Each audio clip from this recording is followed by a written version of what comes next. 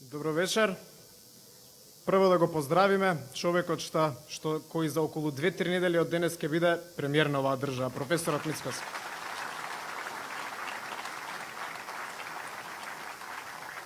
Од љубопитност го следев митингот на СДСМ во Центар. И ми остави многу голем впечаток тоа што го зборуваше носителот на нивната листа. Зборуваше за образ. Вака правеше, образ. Веројатно, кога го менјал политичкиот дрес, се збунил. Да зборувате за образ и за правда, треба да сте свесни дека политичката партија СДСМ, која велеше нема правда, нема мир на 50 метри од овде, во периодот 3 години во оваа држава направи 3 амнестии. Првата, со која што ослободи 850 криминалци и ги пушти на нашите улици, да ги плячкаат нашите станови и да има се повеќе дрога по нашите улици.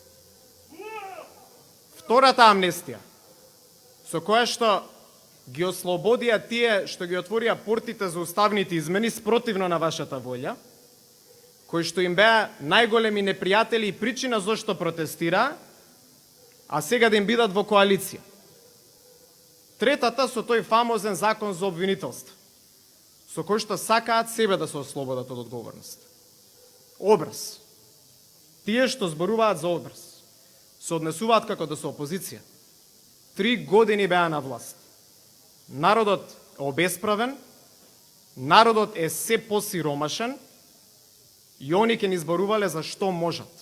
Можеа многу. Но ајде да зборуваме како ќе ја вратиме оваа држава на вистински колосек. Како ќе ги задржиме младите, идните генерации да останат во Македонија. Ќе ги намалиме даноците. Ќе создадеме нормални услови за функционирање на деловниот сектор. Ќе елиминираме секако вид на корупција од инспекција до царина, до судство.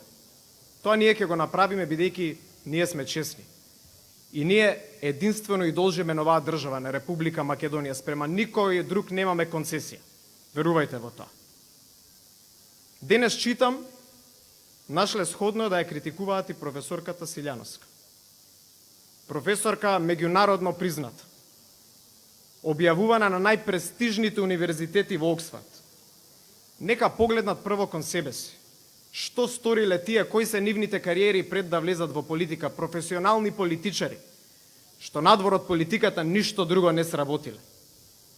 Доаѓа ера на честни луѓе, луѓе кои што не се зависни од политиката. И токму тоа ќе не прави моќни, токму тоа ќе не прави силни да движиме оваа држава напред. Да создаваме реформи во интерес на нашата држава. И ќе го штитиме националниот идентитет како никој до сега, бидејќи тоа е наша обврска. А ништо тоа не можеме да го оствариме без секој од вас. И огромна благодарност и еден аплауз за целото членство на ВМРО ДПМН.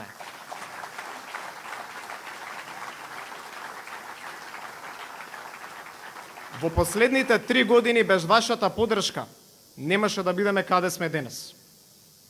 Ви благодариме многу.